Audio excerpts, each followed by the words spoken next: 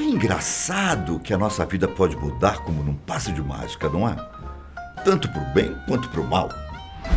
A gente depende muito do que acontece numa fração de segundos. Com uma ajudazinha da sorte, a rotina do dia a dia pode mudar de uma hora para outra. A gente tenta controlar um pouco as coisas, mas nada é totalmente previsível.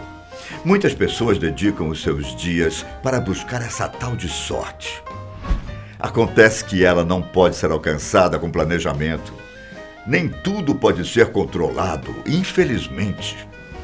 Isso deixa a gente frustrado. Mas a vida é assim mesmo. Não há nada que a gente possa fazer para tirar a sorte grande. Ela funciona quase que por conta própria, mas quando ela aparece, ela aparece mesmo. Quer um exemplo?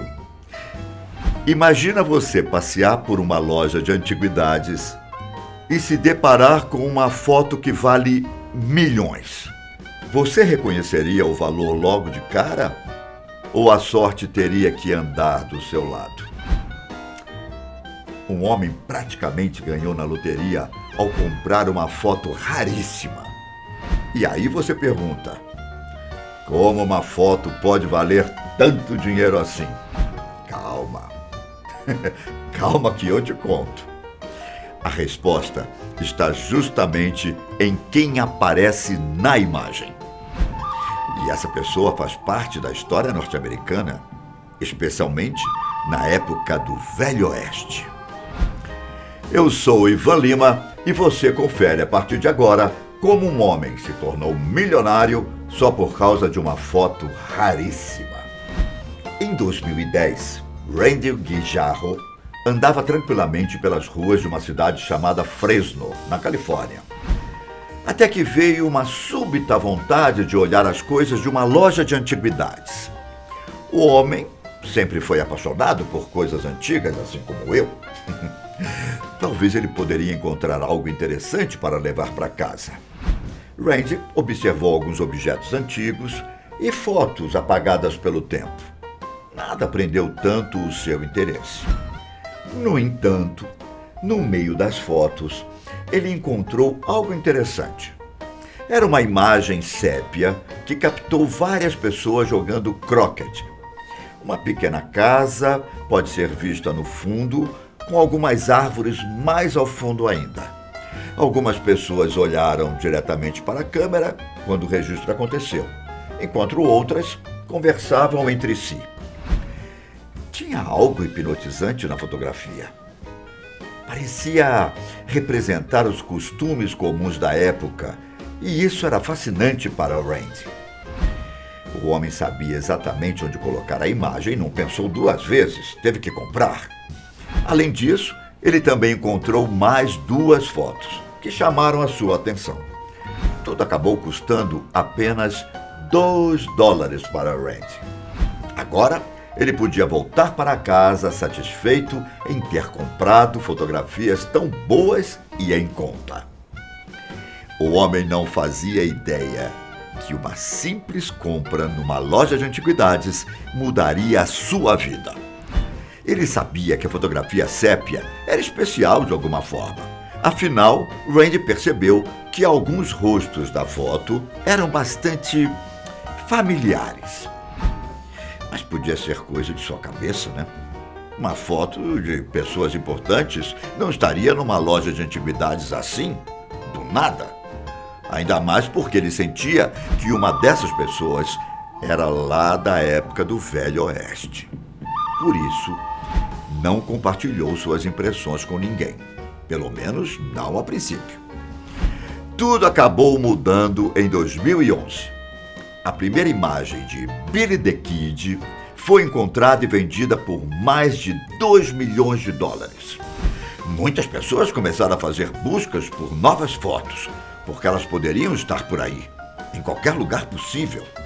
Uma verdadeira caça ao tesouro estava apenas começando. E talvez Randy poderia ser o dono de uma dessas fotografias. Ele sabia, mas bem lá no fundo, que a foto sépia estava ligada com o famoso bandido do Velho Oeste. Para quem não conhece, vou contar um pouquinho da história de Billy the Kid. Ele nasceu nas favelas irlandesas de Nova York, lá para o ano de 1859. Billy the Kid não era seu nome de nascença, mas depois eu explico isso com mais detalhes. O garotinho, que originalmente se chamava Henry McCarthy, foi criado apenas por sua mãe, antes de ir para o Novo México. Ele se adaptou muito bem ao espanhol e ao modo de vida da região, mas o pior aconteceu. Com apenas 14 anos, sua mãe morreu de tuberculose. A vida já era difícil, mas ficou ainda mais quando se tornou órfão. Deixado aos cuidados de um padrasto ausente, o futuro pistoleiro vivia em lares adotivos e pensões. De galho em galho, o garoto não sabia mais o que era ter uma família. Henry acabou se aproximando da vida do crime, cometendo pequenos delitos. O primeiro deles foi numa lavanderia do Novo México. O garoto simplesmente roubou peças de roupa sem mais nem menos. Mesmo escondendo as roupas na pensão que vivia, foi preso quando o dono do local denunciou o ocorrido. Esse crime fez com que Henry tivesse que lidar com uma sentença branda, mas, ainda assim, fugiu da prisão pela chaminé.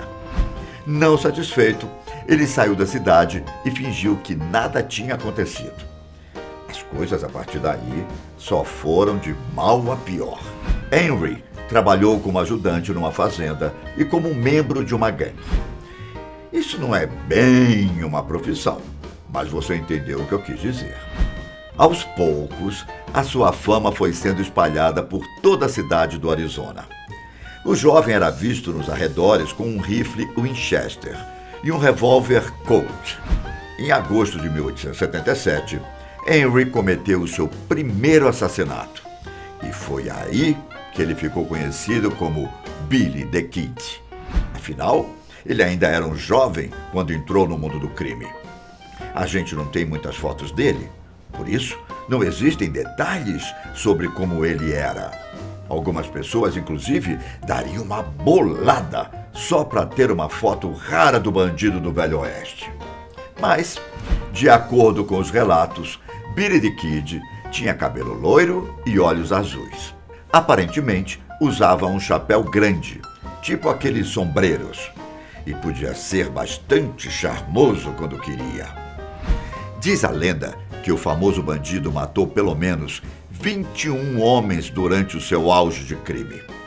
Não dá para saber o número exato, pode ser menos, pode ser mais. O que a gente sabe é que ele matou mais de uma ou duas pessoas. Mas não foi bem isso que deixou ele famoso. A sua reputação veio por ter participado de uma guerra sangrenta num condado no Novo México. Ele foi recrutado para proteger a propriedade de John Tunstall. Mas as coisas não saíram como planejado. O bando organizado pelo xerife William Brad assassinou Tunstall e encerrou o conflito naquele momento. Billy the Kid e outros homens juraram vingança, criando uma gangue chamada The Regulators. A guerra do condado de Lincoln foi marcada pela morte do xerife e todos os que seguiam ele. Billy the Kid deixou a guerra como sendo um dos homens mais habilidosos do Ocidente, fazendo parte da história norte-americana. A partir desse momento, o bandido passou o resto de sua vida escapando do corredor da morte. Ele até que conseguiu escapar durante um tempo, mas um xerife chamado Pat Garrett disparou 6 tiros em Billy. Com 21 anos, terminava a breve história de uma das pessoas mais conhecidas do Velho Oeste.